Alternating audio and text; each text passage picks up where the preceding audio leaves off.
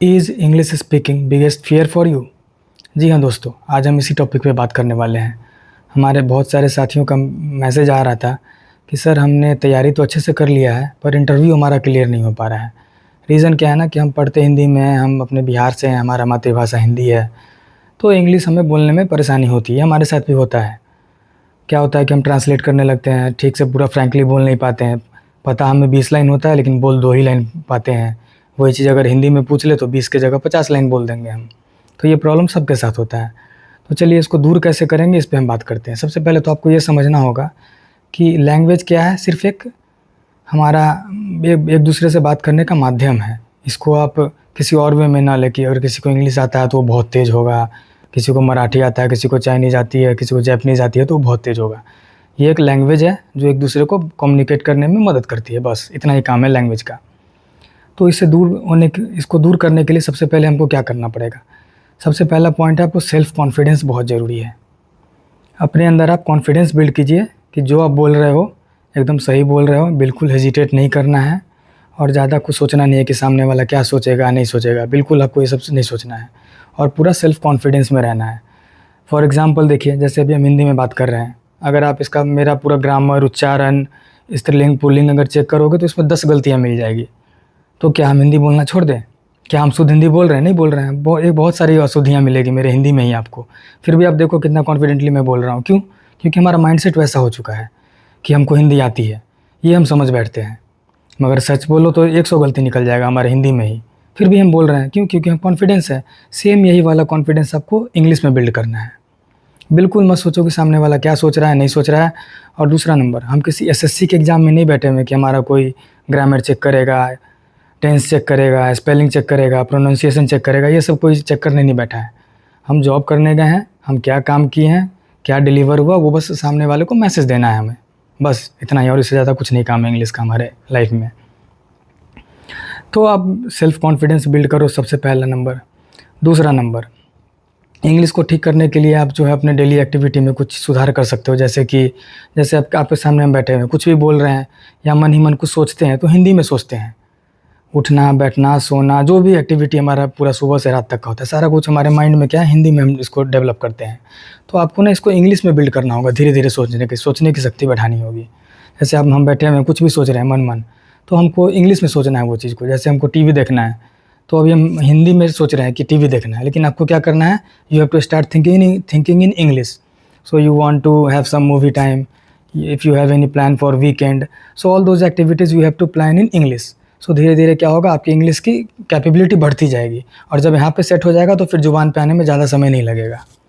तो आपको thinking capability बढ़ाना है। जो भी आप सोच रहे हो हिंदी में, उसको इंग्लिश में करते चलो आप। हिंदी को कुछ दिन के लिए साइड करो और इंग्लिश में अपना थिंकिंग स्टार्ट करो हर चीज़ के लिए। तीसरा नंबर क्या करो, आप कुछ मूवी देखते हो, उसको इंग्लिश में देखो। कुछ अच्छे से न्यूज़ चैनल्स हैं, कुछ एंकर्स हैं जिनकी इंग्लिश बहुत अच्छी है, उनको फॉलो करो, इंग्लिश को सुनो उनके। न्यूज़पेपर ले लो, न्यूज़पेपर को आप पढ़ो, और पढ़ो तो ये नहीं मन ही मन, ज़ोर-ज़ोर से पढ़ो ताकि अपने कान को सुनाई दे आपको आप क्या बोल रहे हो, एकदम लाउडली। एकदम इंग्लिश को पढ़ के करो। उससे भी नहीं होता है तो फिर आप यूट्यूब पे वीडियो देखो जिसको इंग्लिश सबटाइटल में, ताकि आप उसको सुन भी रहे हो और पढ़ भी रहे हो, तो आपका दोनों काम करेगा उस टाइम पे। उसके बाद जो है सो आप आईने के सामने खड़े हो जाओ, ज़ोर-ज़ोर से बोल के पढ़ो, अपना फेस एक्सप्रेशन देखो। उससे भी नहीं होता है तो फिर आप क्या करो, आपके पास स्मार्टफ़ोन है, एक वीडियो रिकॉर्ड करो। कोई भी टॉपिक जैसे आपने पढ़ा, उसको इंग्लिश में एक्सप्लेन करो आप कुछ भी। जैसे मान के चलो आज मैंने जावा पढ़ा, जावा में एक टॉपिक पढ़ा मैंने, पॉलीमॉर्फिज़म।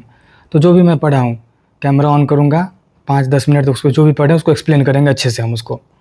तो इससे क्या होगा, फिर हम उसमें वीडियो को फिर आप रिप्ले करके 10 बार देखो, कहाँ पे कमी है, क्या आपके अपना आवाज़ खुद सुनेंगे तो आपको क्या है कि आपको सेल्फ़ कॉन्फिडेंस मिलेगा। वीडियो देखोगे तो अपना फेस एक्सप्रेशन पता चलेगा कि आप कहाँ पे गलती कर रहे हो। तो धीरे-धीरे इसमें आपको बिल्कुल है कि इम्प्रूवमेंट आएगा धीरे-धीरे, ये एक दिन में होने वाला चीज़ नहीं है। उसके बाद क्या करो, जैसे कि आपको देखो, ये इंग्लिश सुधारने के लिए आपको आपस में बैठ के इंग्लिश में कम्युनिकेट करना होगा। तो यदि आपके पास कोई फ्रेंड है तो आप उससे बिल्कुल बेझिझक बात करो। यदि आपके पास कोई नहीं है आस-पास में इंग्लिश में बात करने वाला, तो सीधा कॉल सेंटर में फ़ोन लगाओ और उसका दिमाग चाटो। इंग्लिश में बैठ के आधा घंटा, 1 घंटा डेली दिमाग चाटो, आपका इंग्लिश इम्प्रूव कर जाएगा। तो ये सब तरीका है आपको इंग्लिश सुधारने का। बिना बात किए हुए इंग्लिश आपका कभी नहीं सुधर सकता है। मेरे साथ भी था, मैं भी 10th 12th सब सीबीएसई से किया। जब इंटरव्यू के लिए गया तो बस अपना इंट्रोडक्शन के अलावा कुछ एक्स्ट्रा क्वेश्चन पूछा तो बोल ही नहीं पा रहा था मैं। कारण है कि बस लिखने की आदत थी, बोलने की आदत नहीं थी। बोलना अलग है और चीज़ है और लिखना अलग चीज़ है। तो लिखने को बोलो तो मैं 10 मिनट में 10 पेज लिख दूँ, लेकिन जब बोलने के लिए बोलोगे तो क्या है, अंदर ही अंदर ट्रांसलेट होता है, पहले हिंदी में फिर इंग्लिश में, तो थोड़ा समय लग जाता है। तो ये प्रॉब्लम सभी के साथ, ऑलमोस्ट सभी इंडियन के साथ होती ही होती है ये चीज़ें। तो इससे घबराना नहीं है, बिल्कुल सेल्फ़ कॉन्फिडेंस बढ़ा के रखिए। और यदि पॉसिबल हो, अगर आपको कुछ नहीं है तो आप बिल्कुल साउथ में शिफ्ट हो जाओ। हमारी इंग्लिश थोड़ी बहुत जो भी काम चलाने लायक जो बनी है वो साउथ में जाके ही हुई है, क्योंकि वहाँ पे मैक्सिमम लोग इंग्लिश में ही बात करते हैं, नहीं तो उनका नेटिव लैंग्वेज है तेलुगु। तो तेलुगु तो मेरे समझ आएगा नहीं, तो मेरे पास ऑप्शन था कि उनसे इंग्लिश में बात करें।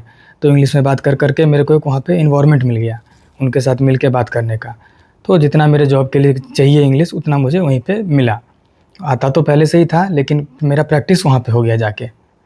तो ये सब चीज़ आप कर सकते हैं अपने इंग्लिश को सुधारने के लिए, और थोड़ा समय देना पड़ेगा आपको। ये ऐसी चीज़ नहीं है कि आप चाहोगे 2 दिन 4 दिन 5 दिन में इम्प्रूव हो जाए।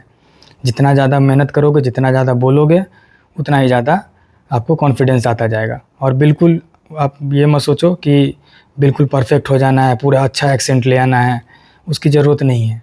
आप कॉल सेंटर में नहीं हो कि आपको पूरा एक्सेंट चाहिए और पूरा पूरे फ्रीक्वेंसी के साथ इंग्लिश बोलना हो।